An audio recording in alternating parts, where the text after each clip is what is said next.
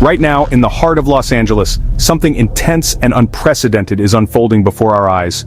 U.S. Marines, yes, actual Marines in full uniform, are standing guard outside the Wilshire Federal Building, a sight that's both striking and a little surreal for anyone familiar with LA. If that sounds unusual, that's because it is. The presence of military forces at a civic site like this is something you almost never see in American cities. So, why are Marines here? Let me break it down and give you the full picture. It all started with a series of federal immigration raids and some aggressive sweeps by ICE, especially in the Westlake neighborhood, which has a large immigrant community and a history of activism. People in LA hit the streets almost immediately, organizing marches and rallies to voice their outrage and demand change. Thousands have been protesting every day for over a week now. The movement has only grown, drawing people from all walks of life: students, families, activists, and even city officials. The crowd is loud, passionate, and demanding change. The energy is electric, and the calls for justice echo through the city. Normally you'd see local police or maybe the National Guard handling events like this, keeping order, managing crowds, and trying to keep the peace. But this time, President Trump made a rare move and called in the Marines, sending a clear message that the federal government is taking the situation very seriously. About 200 Marines are now stationed in LA, part of a much larger federal task force that includes nearly 5,000 troops from different branches, all tasked with protecting key sites. Their main job? Protecting federal buildings like the Wilshire Federal Building and making sure things don't spiral out of control.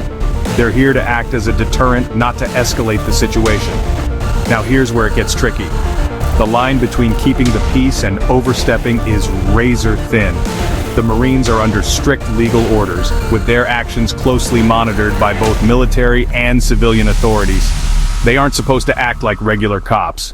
Their rules of engagement are very different, and they're trained to hold back unless absolutely necessary. By law, they can't make arrests or do crowd control unless it's a real emergency, something that threatens lives or federal property in a direct way. Their commander, Major General Scott Sherman, says their mission is simple: protect federal property and keep everyone safe, protesters and bystanders included. But this week, something happened that pushed those limits and raised a lot of eyebrows. For the first time since arriving, Marines actually detained a civilian, an action that's both rare and controversial. A U.S. Army veteran named Marcos Leo crossed a police line, reportedly trying to reach the Veterans Administration office for an appointment. He was zip-tied by Marines and then handed over to Homeland Security agents, sparking a heated debate about the military's role in civil affairs. That's a serious move, and a lot of people are asking if the military is crossing a line that should never be crossed in a democracy. Meanwhile, the protests keep growing, with more people joining every day, and the mood in the city getting more intense.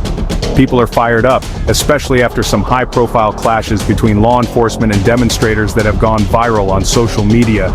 Even a U.S. senator was handcuffed at a press conference, a moment that shocked many and made headlines nationwide. Yeah, it's gotten that heated. The tension in the air is almost tangible. So what's next? There are nearly 2,000 protests planned across the country, and right now Louisiana is at the epicenter of this national movement for change. The Marines say they're just there to protect, not to police, and that their presence is meant to keep things from getting out of hand.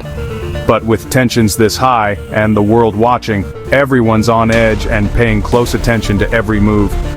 I'll keep you posted as things unfold, because this story is far from over and could shape how protests and government responses are handled in the future. If you want more updates like this, hit subscribe and follow along as we cover every twist and turn. And hey, if you're out there, stay smart, stay safe, and look out for each other. We'll be here to keep you informed.